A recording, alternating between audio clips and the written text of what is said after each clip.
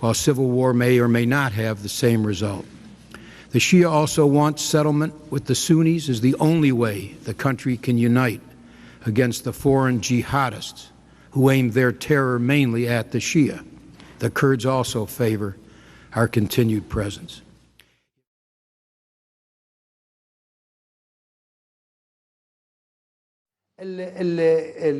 عندما واجهنا الاحتلال في بعد 5 أسابيع من التحرير في 9/4/2003، بعد الأمم المتحدة حولت التحرير ما يسموه التحرير بين هلالين إلى احتلال. احنا واجهنا مشكلة حقيقية، هذا محتل دولة أجنبية على أرض مسلمين، شلون؟ رحنا للمراجع ومراجعنا قالوا لنا أنه المراجع اللي احنا نقلدهم قالوا لنا أنه يطلعون المحتل وسموه ضيف، يطلعون بالمقاومة السلمية. المراجع سموه ضيف؟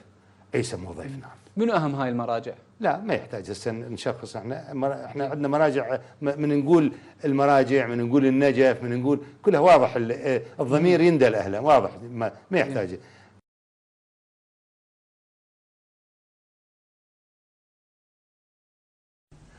طبعا خلق عندنا مشكلة، نحن الإسلاميين خلقت عندنا مشكلة في مجلس الحكم، وخاصة بعد منتصف ماي اللي هو شهر الخامس 2003، اللي هو من التحرير إلى الاحتلال. احنا شلون هذا أجنبي على أرض إسلامية محتل، شلون يصير هذا لازم تقاومه.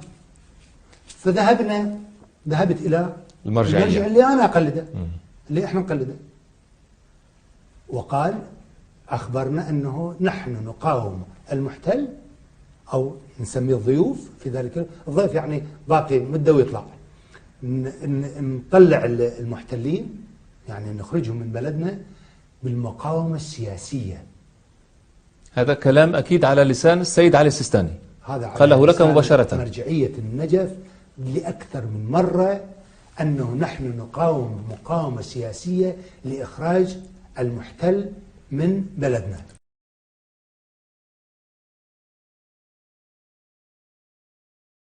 We saw this strategic dialogue between the United States and the government of Iraq yesterday as an incredibly important first step forward in our relationship with the new prime minister and with his government. There are still many issues that remain, but this was an important step. We have to remember, of course, that we have accomplished something together. The government of Iraq, the Kurds, the United States, all of our coalition partners. That is the territorial defeat, the defeat of the territorial caliphate of ISIS. And we know that ISIS remains a threat. And we, of course, remain committed to have that final defeat of ISIS. But in the meantime, the purpose of these strategic dialogues is to really move our relationship forward. Well, remember that we are still operating under the agreements from 2008, 2009, in which we said that we did not seek a permanent presence in Iraq. And I think that that's important to the Iraqi people and important to the American people. We will remain as guests of the people of Iraq, at the government of Iraq, and we will remain committed to Iraq until we see that final defeat of ISIS. And that's important for Iraq's security and for America's security.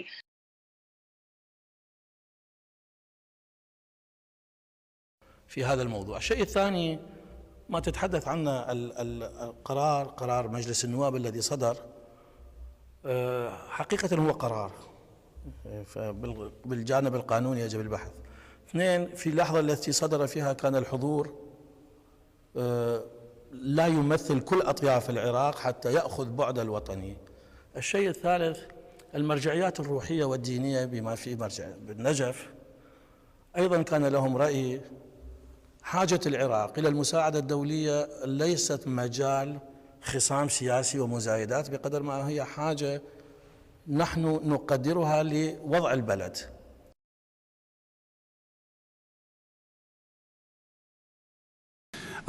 It seems to me that in the areas of economic reconstruction, political activity, the formation of a government and political institutions, we are making progress. I think it's a significant thing that there has been no ethnic or religious civil war as such there. I mean, that was always the worst case scenario in my mind. Yeah, they're all. I think maybe we have Ayatollah Sistani and some other people to thank for that.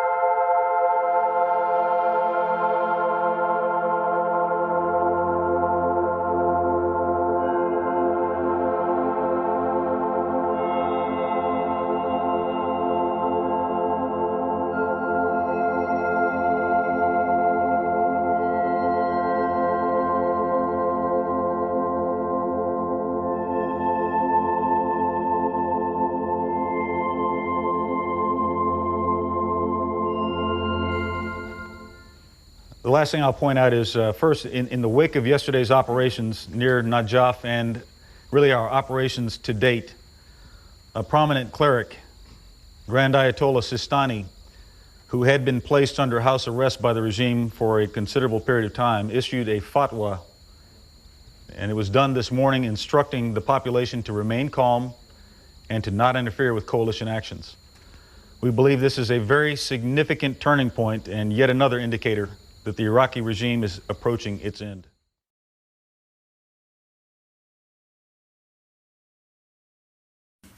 As President Bush has said, the United States intends to stay in Iraq as long as necessary, but not one day more. That the people of Iraq want a voice in their own government, there can be no doubt. The Ayatollah Ali Sistani, who was under house arrest since 1988, who is now free from Saddam's tyranny, recently issued what is perhaps history's first pro-American fatwa.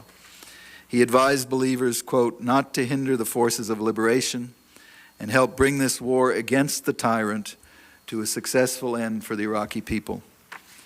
Sistani, referring to recent events, was reported to have quoted the Prophet Muhammad saying, "There is good in what happens," and added himself, "Our people need freedom even more than air. Iraq has suffered and it deserves better government."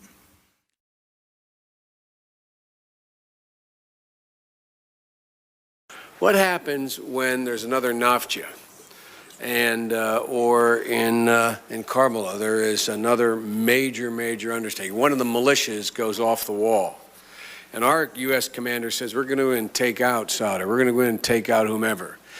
And I predict to you what will happen with this government if it has any legitimacy. They'll say, do not go in there. Just like Sistani has said, don't go in and take out Saudi. because he can't afford to be seen as siding with an American force.